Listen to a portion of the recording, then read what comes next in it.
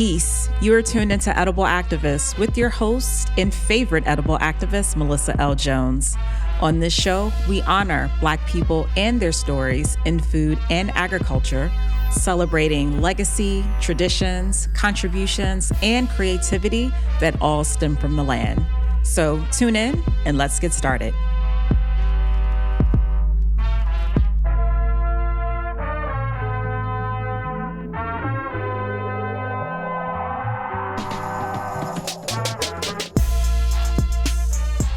Peace. This is your host and favorite edible activist, Melissa L. Jones. Today, we're exploring the intersection of food justice and public health with Dr. Celeste, an educator and design strategist who believes learning should feel like liberation.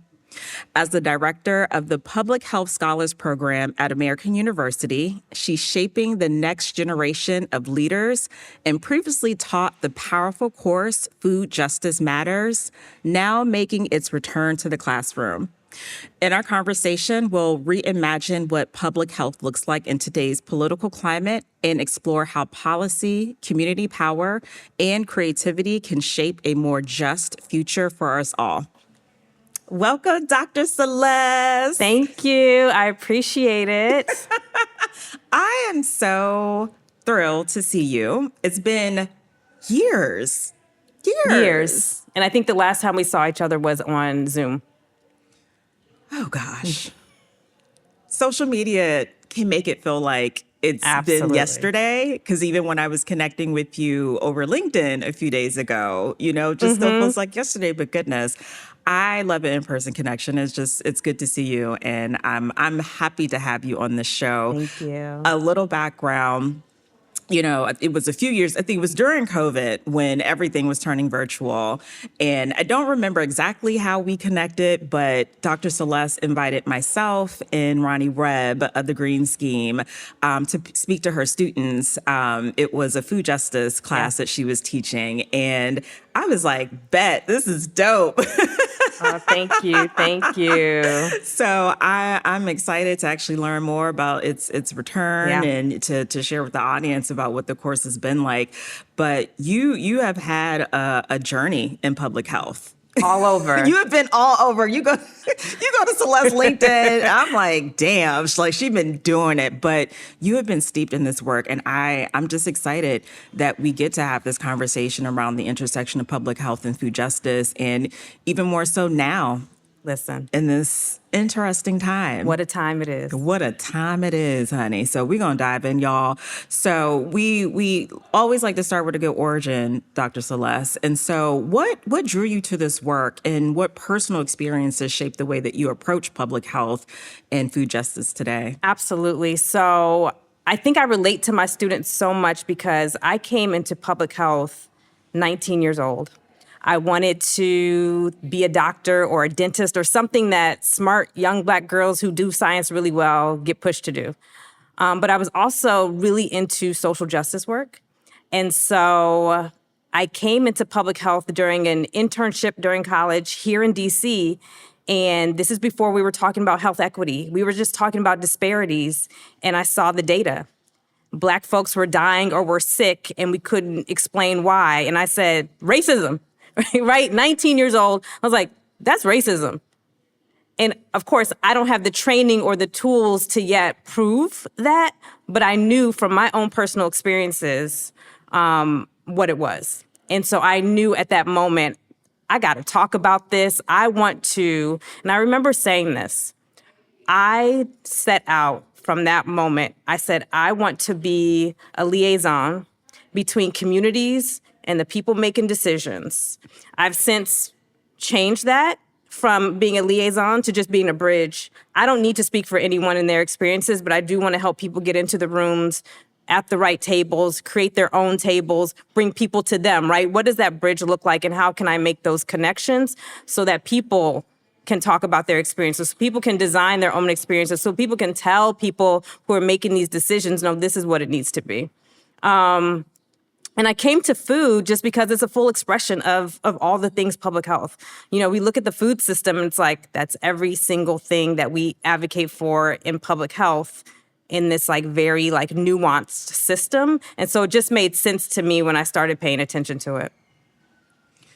And being that bridge, I'm just honing in on that because it's so easy to have people out here to try to speak on behalf of communities, and especially when you don't know such communities. Not speaking to you specifically, but we know. Me too. Yeah. And my personal experience is my own experience. Absolutely. And so and we've seen it, and we still witness it as well. So just being very cautious about when you do speak. And you're right, it applies to me as well, because I don't know every single community. So serving as that bridge, I absolutely love that. How would you define food justice through a public health lens? And what blind spots do you think we have in the way the public health field approaches food systems? And this is a deep question. And I know you know it, doctor. I know you know it. Or will provide a response, because as you spoke to before, I mean, food points to everything. Absolutely. Everything. Absolutely. But vice versa, public health points to everything. Absolutely. Housing Where do points they meet? to everything. Right. Where do they meet? Where do they meet? So I'm going to get real professorial on you. Listen, right? I'm sure all my academics would love it too.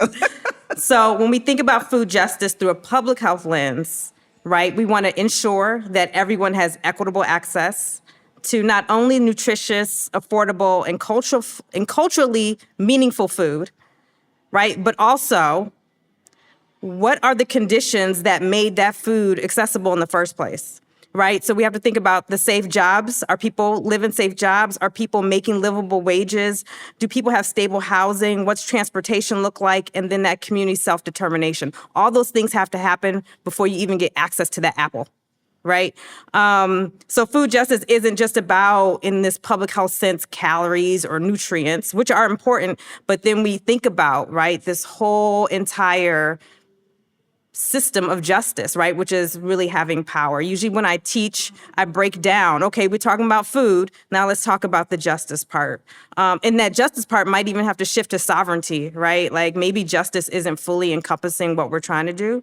So we're thinking about who's growing the food, who's profiting from the food, who gets to decide what's on our shelves in the first place, and then who's left hungry at the end of the day.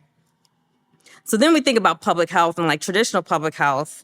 And, public health can be historically narrow. I think we are pushing for it to be expansive. And so the ways I experience public health are more expansive, but that means we got to bring traditional public health along with that. So that means we can't just reduce food to diet or obesity prevention.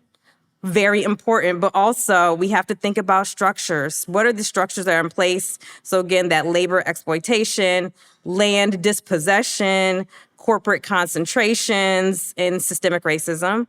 And that actually is going to shape our food environment. So then we also cannot overlook the culture and joy that comes from food, right? And ways that food has even been morphed because of systemic racism. And so, food is medicine, but we can't just treat it as medicine in a very Western sense, right? It can be medicine in this very ancestral sense of, what happiness means and how food kind of connects and brings us together with our identities and our communities. And then, we can't just center interventions in a public health way that are just individual behavior changes. We cannot do these behaviors unless we have a system and an environment around us that actually supports us to be able to do that. And so we have to keep doing that and think about how are we reducing harm so that people can get to those healthy choices. Is policy enough? I'm not gonna lie, it is. It's been a balance for me. Yeah. I'm sure that I've said on this show, and I will admit what I've said, and sometimes I don't remember, so y'all can call me out. But there have been moments I'm just like, I don't feel like policy has done anything, right? But then I do believe in policy to an extent. I really do, and I think I could ask you, like, is policy enough? Right? This could be before the before the new administration, but now we're focused on now. Like, is it enough to make the exodus of change that really needs to happen, because there are even more changes coming to housing? there's even more effects on our environment that is happening, due to the things that are being built out here, right? Is it enough, or I've been putting it to my friends. We got an underground railroad everything at this point, y'all. We done it before. Absolutely. Absolutely. Policy can be enough. Policy can do the work that we'd like it to do. Policy can be broad and sweeping and expanding in the ways that we would like it to be. We've seen it do it the opposite way. So surely the other side of that pendulum can swing to policy actually creating environments and conditions for people to thrive. But we don't use policy in that way. We use policy to fill in holes, for people to maybe survive, if that. And I think that there's so much more to policy and to law than we give it credit for that we don't pay attention to. So I absolutely think policy can be as powerful and beautiful as we want it to be, right? Policy is really just creating systems and pathways for us to do the things to help make sure our populations and communities are doing really, really well. It's creating the structure for our communities to thrive and to feel safe and to feel expansive. I don't think we have dared yet to make policy, at least on a federal level, look like that. I look at, smaller locales and cities, and they're doing the work. And I really support policies and work on a local level because it shows what we can do on a federal level. But I think we have to continue that. It can't just be the city over here or Baltimore over here doing something. It has to be we're all doing these things at all these levels at the same time and really thrive. And then I think the question is, do folks really want people to thrive? Because to me, ain't no way we have all these brilliant minds, and yet we can't figure out these things and their solutions or all these other things. So then that's when I kind of get cynical, like, what are we really doing here? Because we know what works, and we know we can replicate and sustain these things that work. So yes, policy can.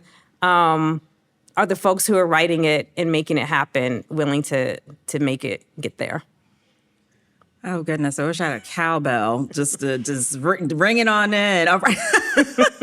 I mean, one thing that you had mentioned was that sometimes, and please correct me if I'm misstating what you said, that it feels like it's filling in the holes, and it just feels like survival. Absolutely. And I think that's where the iffiness comes in for me. But I'm so glad that you also brought up local versus federal. And what I've actually been sharing with my friends and others, I'm like, local is where it's at. This is where it's at. Absolutely. It is where it's at.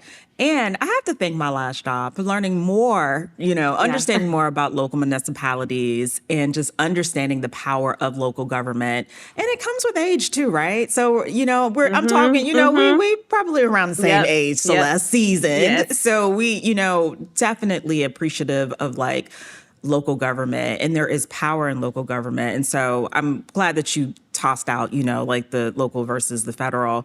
But goodness, all the brilliant, we know what works, and all of the brilliant minds that exist out here. Do we want people to thrive? That's part two. We know. Do we want people to thrive? What are we really doing? Mm-hmm. What are we really supporting out here? And then why? And why? That has me a bit emotional. It does.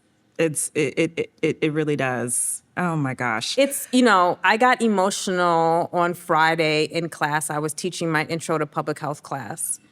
And I do this thing that I've done for semesters since I've started teaching, where it's called What's Up? And we talk about public health or food justice in the news.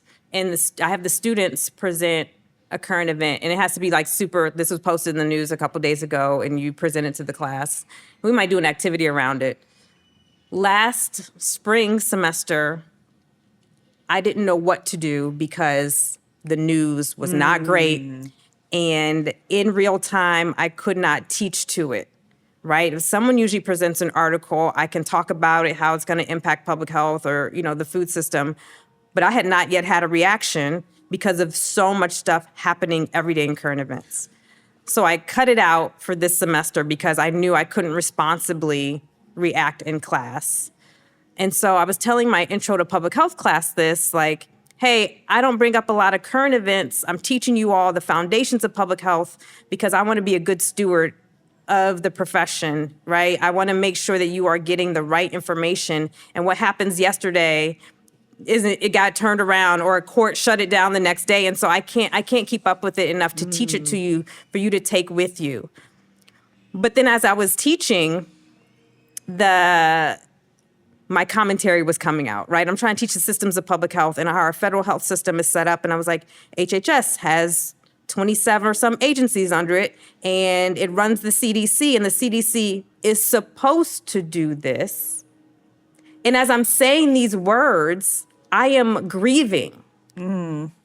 Our system is not perfect, but I'm grieving that people are tearing apart the things that do work. We can always strive to make things better, and that's what I'm always trying to do, but you're tearing down the basic foundation with no plan on rebuilding it so it can be better. And so I'm like emotional in the moment with my class, and I was like, oh, that's why I really haven't been teaching it, because I'm responsive, right? Yeah. I'm having a reaction, and I don't know how to handle it. I don't know how to hold it for myself, this thing that I've been doing for 25 years.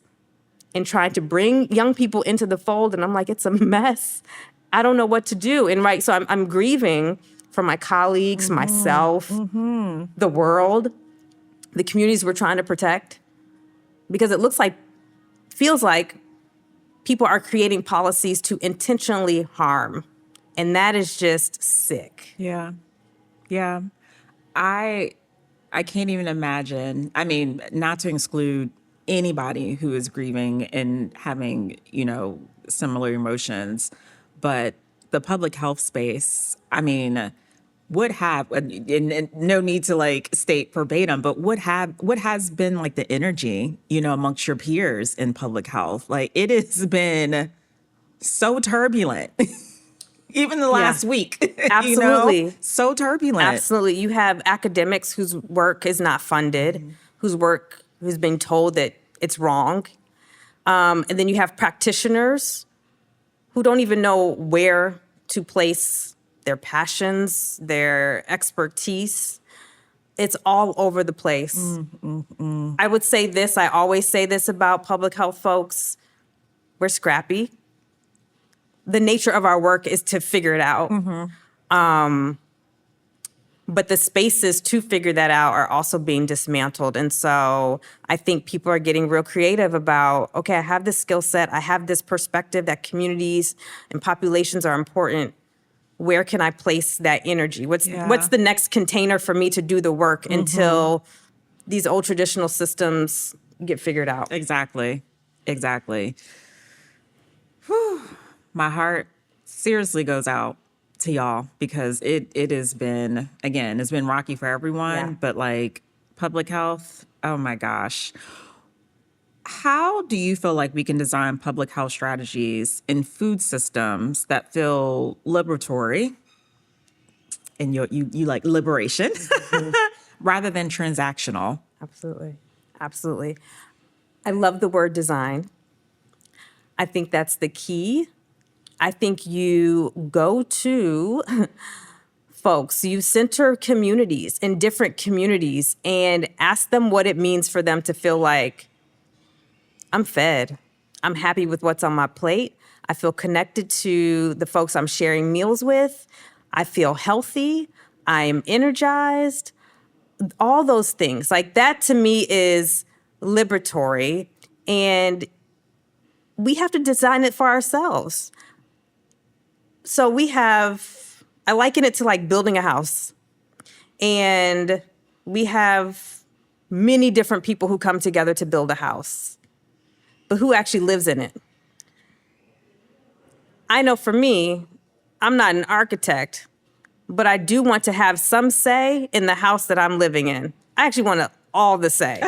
I want to tell you where I want these light switches placed. I want to tell you what the floors look like, because I want to tell you how it feels for me to be comfortable and feeling like I'm in a space that gives me energy and thriving. So if we think about building experiences of communities that way, so yes, I might be in this sense, right, as someone in this very like trained public health way, I might be the architect, but I need to ask you, what do you want me to build for you?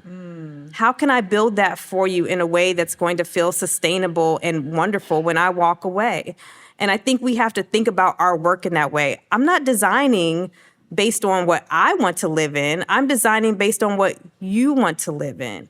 If we all approach communities and people in that way, like I am here to serve you with my training and know that I did a good job, wonderful. You know what's best for you. Now, you might tell me you want a light switch that's here, and I might say, hey, that might be a little dangerous because water might get on it. Okay, cool. Let's think about a different way to do that so it meets your needs and I can make sure that you're well taken care of. But I need folks to come in with that mindset of I am here to take care of people with the knowledge and skills that I have based on the experience that they want to have. And if we can come together and design spaces like that and listen to people, how do you want me to design this for you? Let's do this together. If we can do that with different perspectives, I'm an architect, but I got a roofing guy over here who might know something better. And I have a landscape architect over here who knows this. And I have an interior designer who can help with some colors. Then we can all come together to really help build and design things that make people feel liberatory. So don't go out here and just do. Absolutely. We have to listen to people. Listen, have a conversation. Observe, have empathy. Key word. Empathy. I tell my students, I teach a design thinking and public health class. And I said, go to a local library in the community that you want to just sit and listen. What are people going up to the desk asking for? You don't have to talk, you don't have to interact, just observe and listen. That's good. See what's happening. If you walk into this room and notice that everyone's pulling the door, but they should be pushing it, I just noticed something that's not working. That's good. It's just, sometimes you don't even have to talk, just be. Yeah. But then also talk. What's troubling you? I gave you a sidewalk. Yeah, but there's a crack that makes me trip every day, so I'm going to keep walking on the grass. I didn't even realize that. Ask people questions. Figure out what's going on. Oh, my gosh. That's powerful. That is so powerful. I know at my last job, they wanted us to attend local hearings to Absolutely. what is our local what are folks saying? Absolutely. What are they complaining about? Yeah. Or what are they, like, what is their posture? Who's showing up? Yep. It can be that's part of it. You know, we're trying to solve a complex issue. Right. That's a little bit of it. But ways to achieve that, it doesn't take that much. Listen, I tell a story that I heard secondhand, so this is hearsay, about an intervention that was trying to get folks in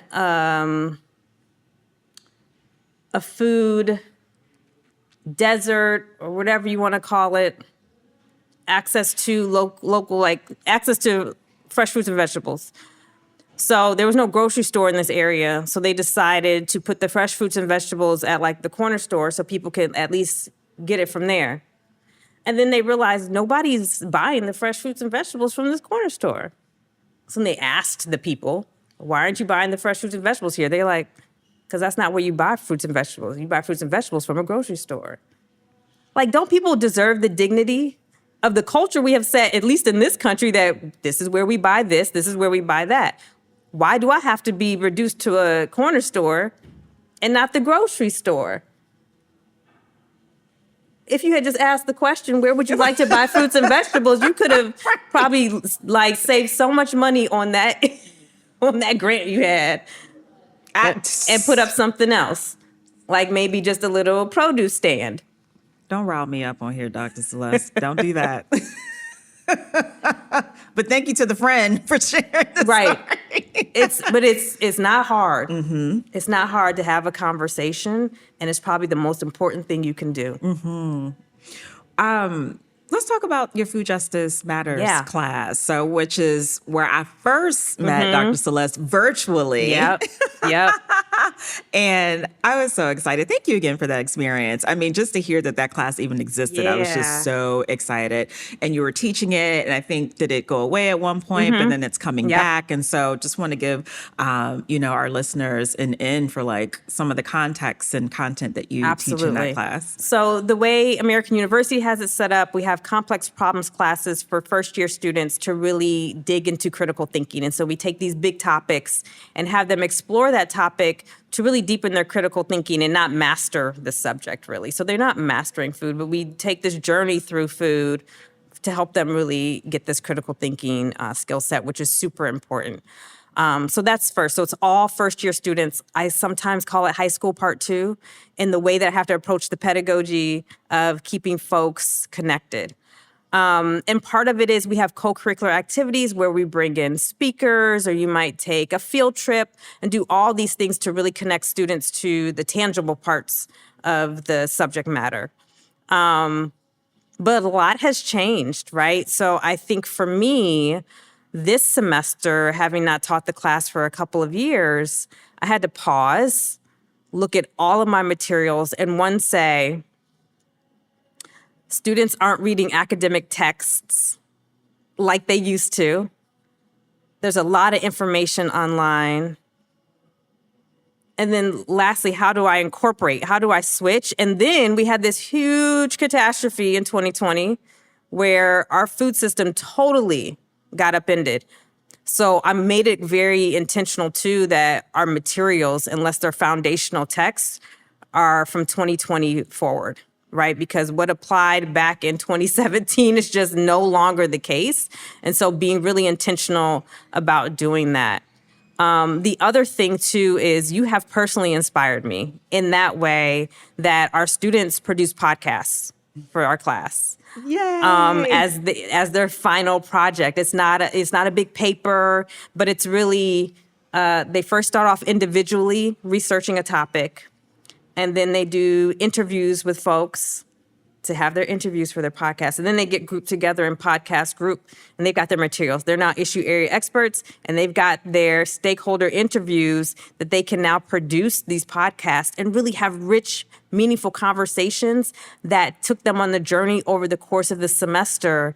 And they're just beautiful to hear. They're beautiful to listen to and hear. And so it makes me really proud to hear them talking about the work, because as an advocate, that's what you want. You want people to continue the conversation, to go home at Thanksgiving and say, man, I watched this documentary from 1960 called Harvest of Shame that was aired on CBS on Thanksgiving Day to talk about how terrible the conditions were for migrant farm workers, right? And to say, I learned this in this food justice class. Do you know where that turkey came from, right? Do you understand what happened? Do you know why Black folks have to put so much seasoning in their food? Is because when they were enslaved people, they were getting trash to eat, and they had to make it taste good just to survive.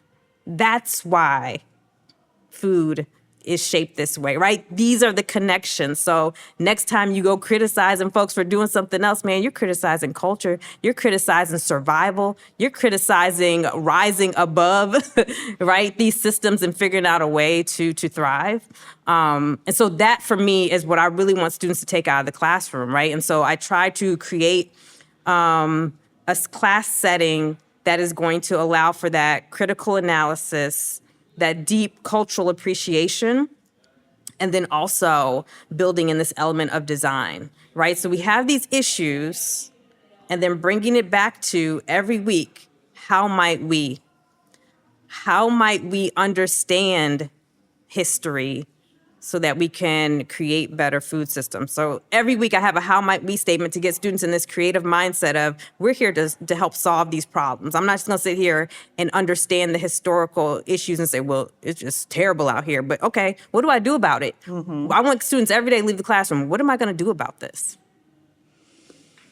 Y'all heard it from Dr. Celeste, man. I want to take the course. Can I be an honorary student. Yes, absolutely. Absolutely. That is beautiful. And I love, as someone who's, been learning a lot more about design thinking in that framework, it is so important. And I love that framing of how might we, how do you approach this challenge? It's there's lots of them out there, and Absolutely. it's so special to me that they do a podcast. It's like their final Yeah. thing. I would love to hear some of them. Yes, we're going to have a listening party end of semester. You are guest of honor. Please, I would absolutely love that.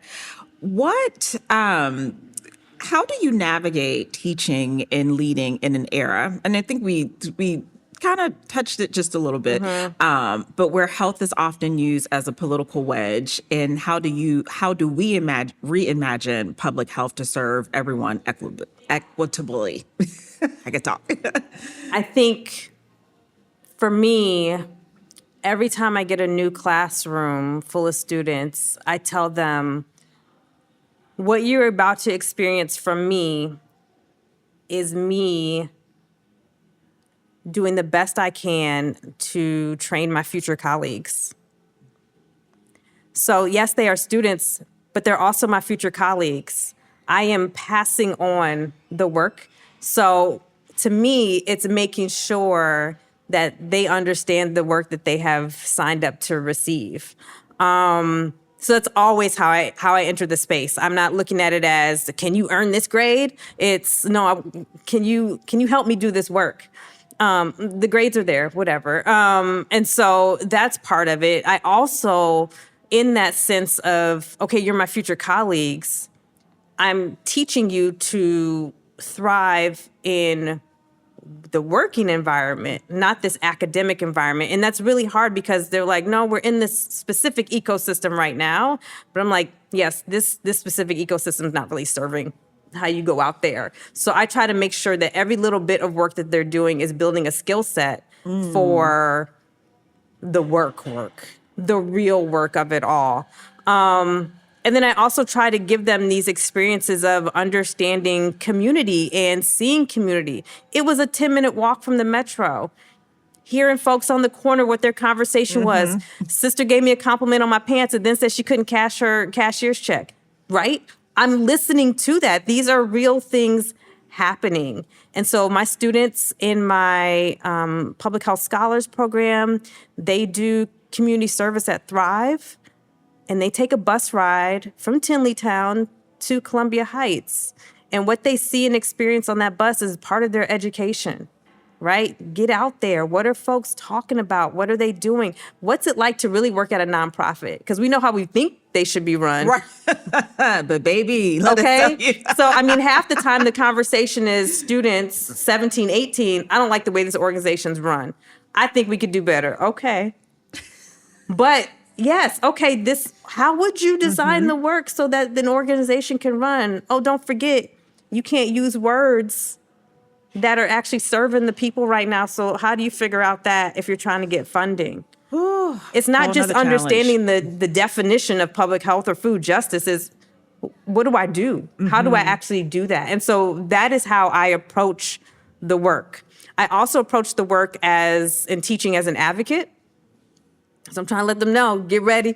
It's always a fight, right? But how do you organize in a way? We were talking about the 10 essential services of public health. And I gave them this scenario and said, type 2 diabetes is rising in this community.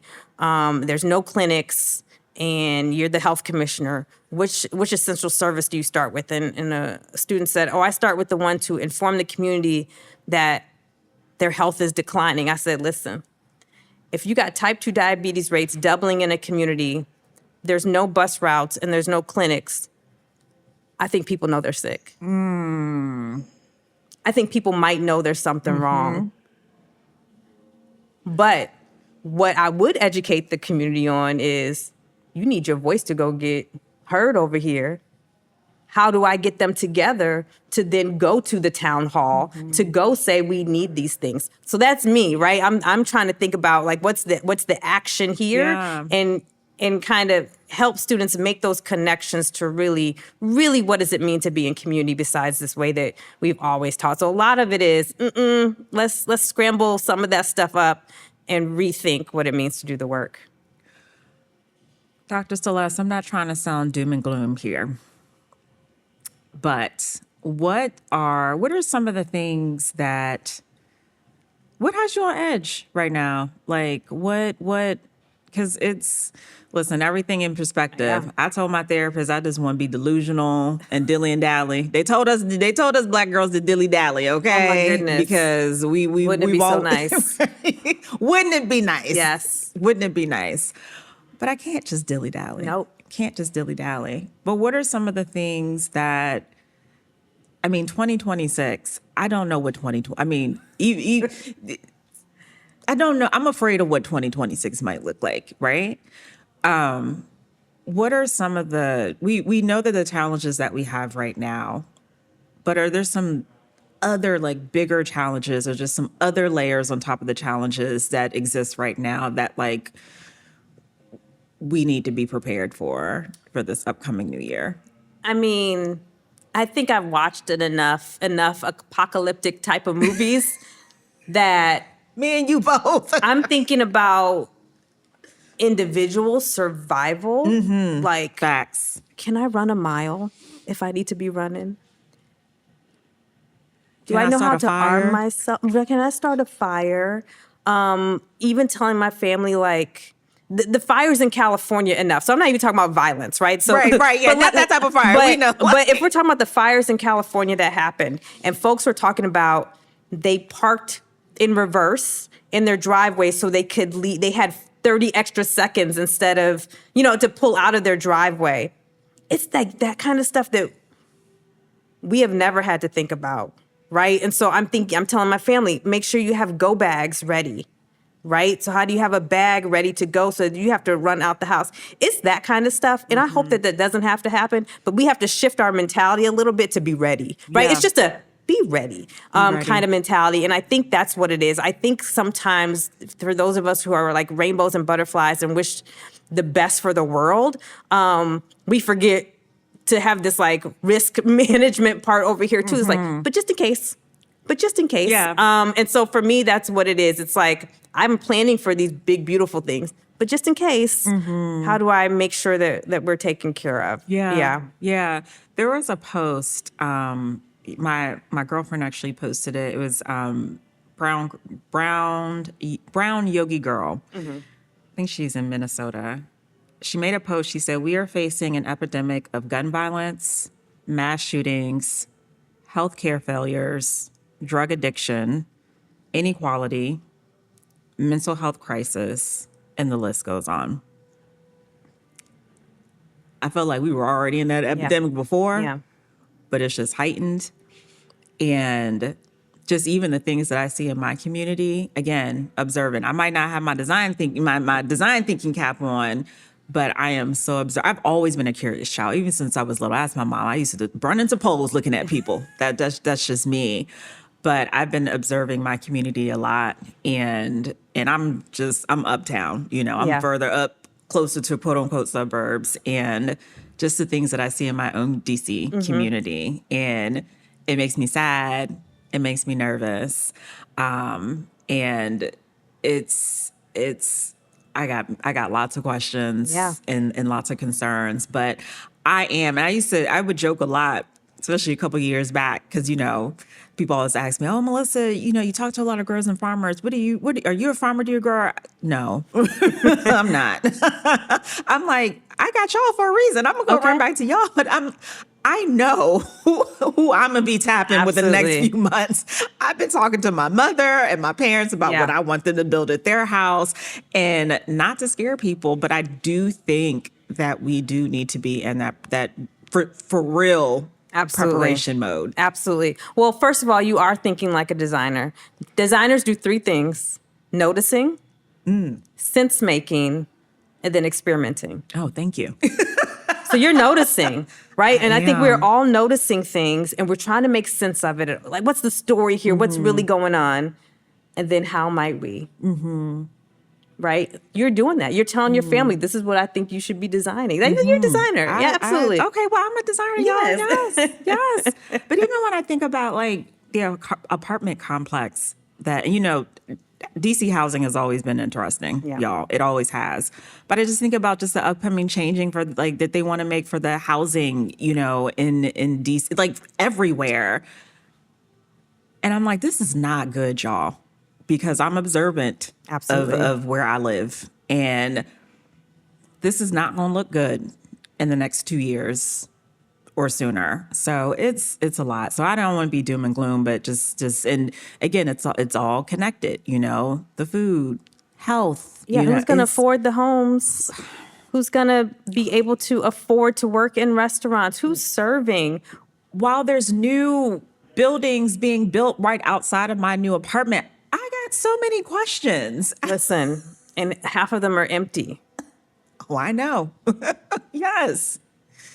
What are you hopeful for? What is the light? What is the end of the tunnel? What is at the end of the tunnel for you? I mean, I think that's why a lot of us are educators, is Yeah. because just being around that young energy and fresh ideas and just smiles on faces in spite of, I'm just hopeful. I see so much talent that comes into the classroom and that I get to like collaborate with on an everyday basis. It's beautiful and amazing. I have my nibblings who are just thoughtful and curious and creative, and watching them grow up into young adults makes me super, super hopeful. And I'm hopeful. I tease with my class all the time. I'm like, I'm trying to teach y'all to do this work so that I can go run my art gallery. I know that's right. Dilly-dally. Dilly-dally at the art gallery. I know that's right. And just acknowledging all of what you do, and just amazing to be able to, given that this earth is still intact 40, 50 Okay. years down. Sorry for the doom and gloom, y'all. I'm just saying. But these students, Oh, they're this so next great. generation, They're so great. that I know that is just brings so much joy. They don't take anything. They're like, I refuse to take that as an answer. This is all they built different. They are. built. They are built different because we built them, right? Like, I think about, I consider myself the first millennial, right? Oh, I'm definitely an older millennial. Super. Is that what you mean by first millennial? Yes. Like older? Okay, well, the first year that they give millennial generation, absolutely, same. where Yep. I'm there. Absolutely. And so then yes. I think about, we were coming into this mindset and, not really liking what was being passed on to us, and then telling Gen Z, y'all don't have to have it that way. So sometimes we might complain about them a little bit, but also We it's do. like, man, I'm so proud But of I you. got love for them though. Yeah. Amazing. They are so amazing. And I feel so privileged that I get to spend my days hanging out with young folks. I mean, it's really hard to want to do anything else. I get to hang out with them and, mentor them, and them mentor me back. And I had a young man leave my office, and I'll just leave it on this, right? I was helping him think through grad school. He wants to do climate work. And he was like, okay, I got to run to a meeting, Professor Davis. Gave me a hug and says, I love you so much. Oh. And it was just so natural. Like, I call myself like a professional auntie. And it was just like telling your auntie, love you so much, see you later, bye. And like, that's what my days are filled with. And that he's still excited. I'm going to grad school. I want to do climate change work so things like what happened in Katrina don't happen again. That's what gives me hope. Oh my goodness, that is so beautiful. I watched the Katrina docus. There's so many that could be made. I watched the Hulu. I watched the Netflix one. That's a whole conversation. That is a whole nother conversation centered around racism, public health, Absolutely. food, scarcity, Absolutely. every single thing. New Orleans is just one of the most beautiful Black cities I've ever been to. I love New Orleans, and I would actually just love to center a whole conversation around that, and maybe invite some other people to the Yeah. table. You brought it up. It sparked because I literally just finished the Netflix documentary. It made me mad all over again. Yeah. But then also it's the heart and soul of the New Orleanians, as they call themselves. Some of them would. But I just shouting out that city and just thinking about this conversation and the systems that failed them and the systems that they knew that were in place that would not work for them. Absolutely. It's still devastating to this day, Absolutely. 20 years later. Absolutely. 20 years later. Dr. Celeste, it has been such a pleasure to Thank you speak so with much, you. Melissa. Oh my Thanks gosh. for having me. Of course. If someone wanted to connect with you, ask you a question, I don't know, just connect and be a bridge. If I Absolutely. could be a bridge, what's the best way for them to reach out to you? Celeste Davis on LinkedIn. Okay. cdavis@american.edu and Prof. C. Davis on Instagram. I know that's right. Y'all been doctor, professor, put some respect on that name, okay? Thank you all so much for tuning in. Peace. Thank you for listening to Edible Activists. You can find today's episode on Spotify, iTunes, and Simplecast, and follow along on all social media platforms at Edible Activists for updates. Want to support this platform? You can do so by purchasing our commerce or connecting with me about media partnerships at www.edibleactivist.com. In the words of Baba Tariq Adunu, there is no culture without agriculture. Peace.